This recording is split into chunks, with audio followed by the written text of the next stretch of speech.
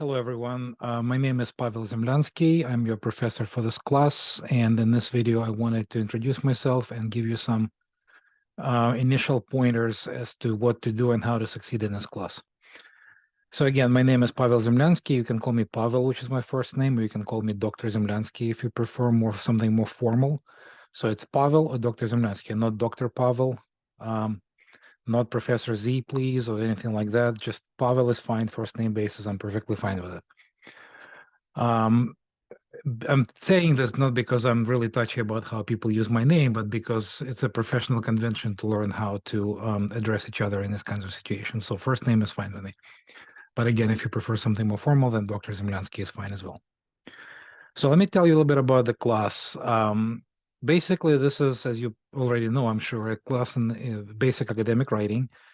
There will be a significant element of sort of personal writing, personal experience writing in this class as well.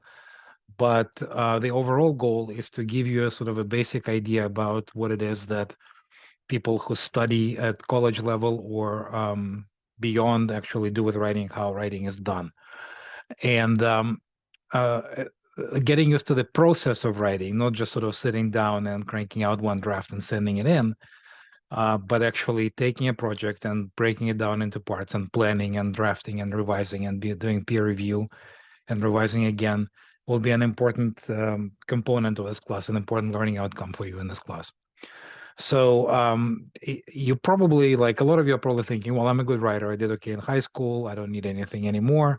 I'm done. Well, problem is high school writing is very often not exactly what sort of real writers do.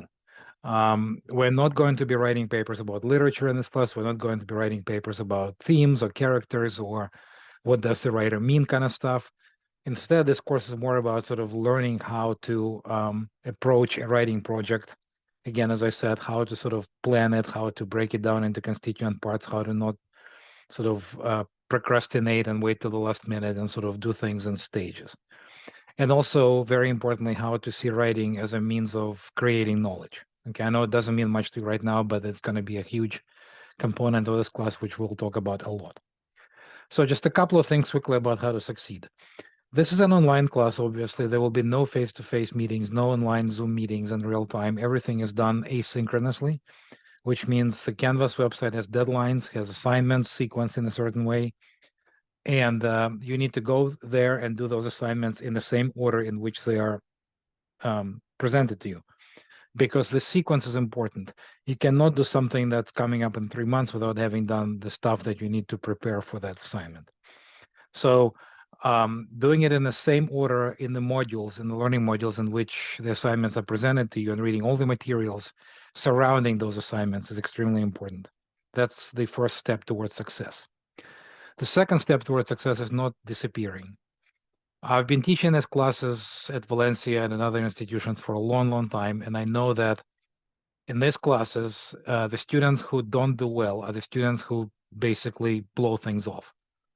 So while I understand that life happens and sometimes you need an extension, and I can give you that extension most of the time, do not simply just disappear.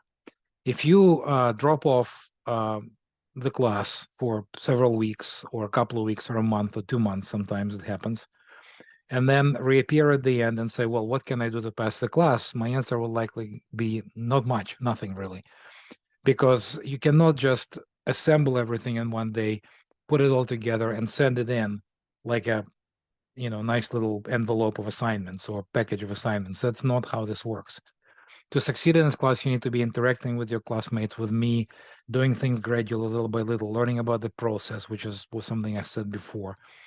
So please stay with the class. If you stay with the class and if you follow the assignments and if you follow the deadlines, and if you submit work that's of reasonable quality, or at least if you show effort, that you're not just disregarding instructions, for example, you will do fine.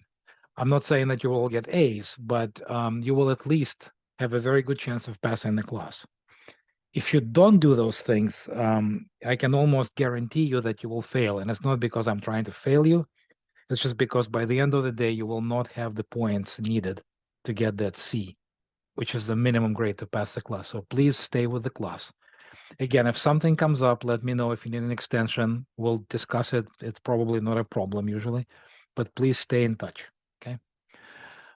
Towards the end, I wanted to reiterate this other very important point. So when you log into Atlas, I know that you have this option of like to-do lists. Like Atlas is very sort of convenient by giving you to-do lists from all your classes from Canvas, okay? Or if you go to Canvas, there is a to-do list on the right side, which is a generally terrible design idea on the part of Canvas. So do not go by those to-do lists. Very important. Please understand why. To-do lists simply give you assignments and tasks without any context. To do those assignments alone does not mean that you're taking the class, because assignments are surrounded, contextualized in a bunch of other things: readings, discussions, instructions, conversations, questions, etc., etc. So instead of just clicking on the to-do list and going 1, 2, 3, 4, I'm done, very important. What I need you to do is, if you look on the left side of Canvas, there's a link that says modules. Okay.